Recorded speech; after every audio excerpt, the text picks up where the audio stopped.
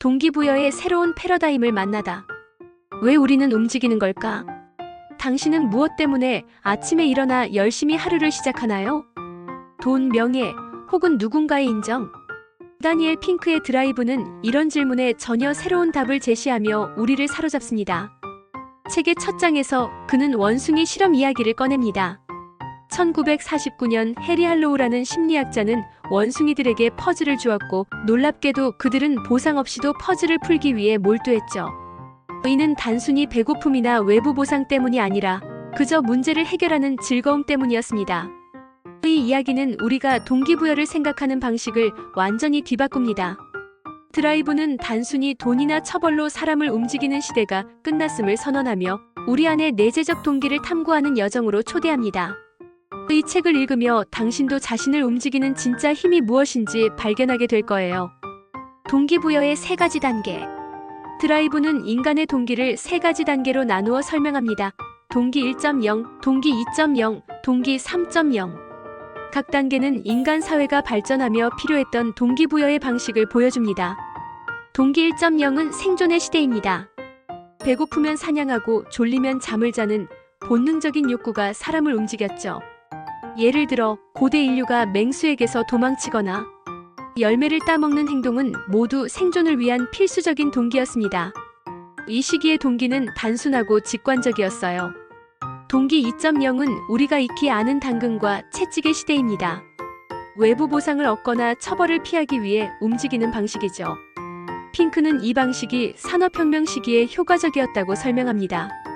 예를 들어 공장에서 반복적인 조립 작업을 하는 노동자들에게는 더 많은 임금을 주거나 벌금을 부과하는 방식이 생산성을 높였습니다. 하지만 그는 이 방식이 현대 사회에서는 한계를 드러낸다고 지적합니다. 마이크로소프트의 엔카르타 백과사전이 대표적인 사례예요. 마이크로소프트는 막대한 자금을 투입해 전문가들을 고용했지만 자발적으로 참여한 사람들이 만든 위키피디아에 밀려 실패했죠. 왜일까요? 외부 보상에 의존한 동기. 2.0은 창의적이고 복잡한 문제 해결에 적합하지 않았기 때문입니다.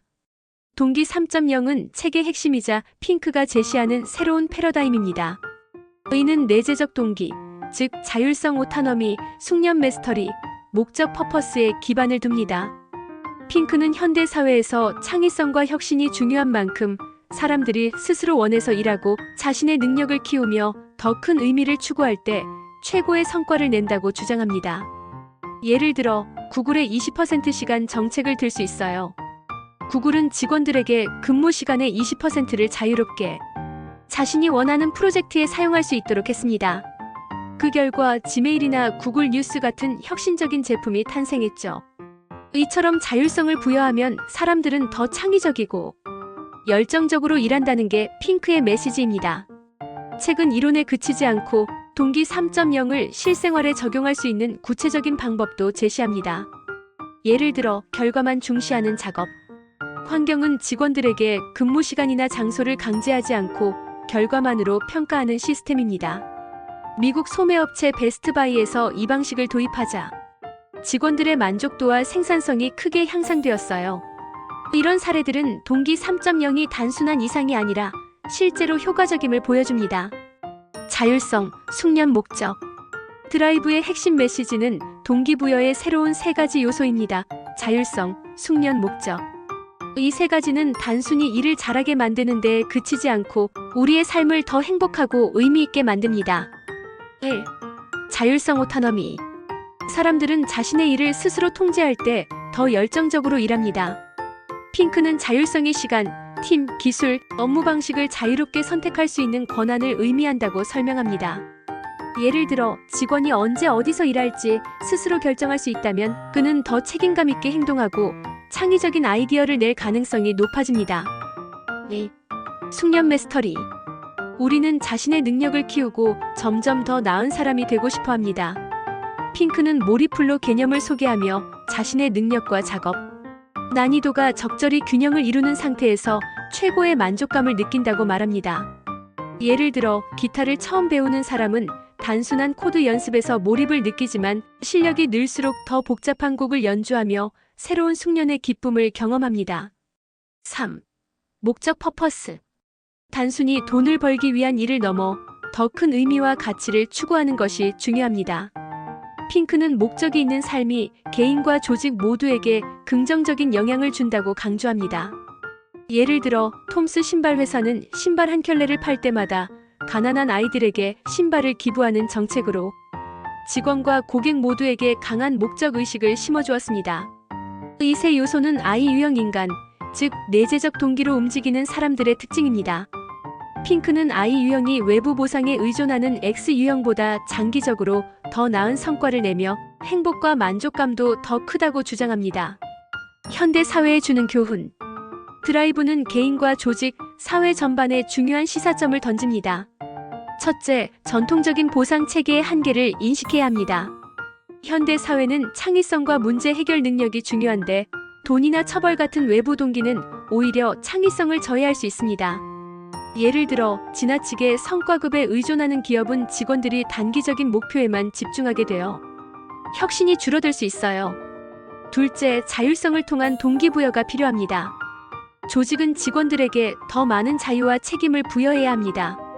학교에서도 학생들이 스스로 학습 목표를 세우고 탐구할 수 있는 환경을 만들어야 합니다. 이는 단순히 효율성을 높이는 데 그치지 않고 개인의 행복과 성취감을 증진합니다.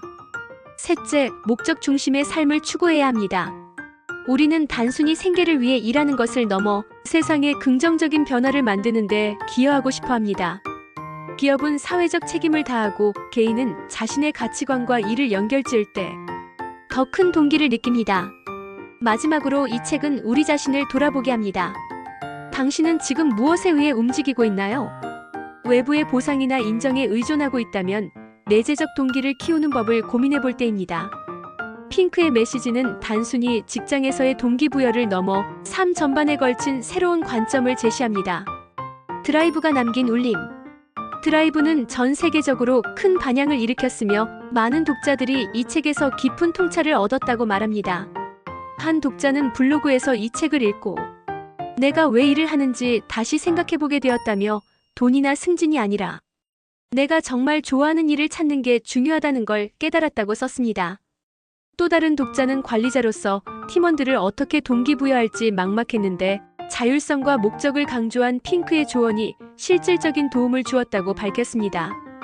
특히 교육자들 사이에서 이 책은 큰 인기를 끌었습니다.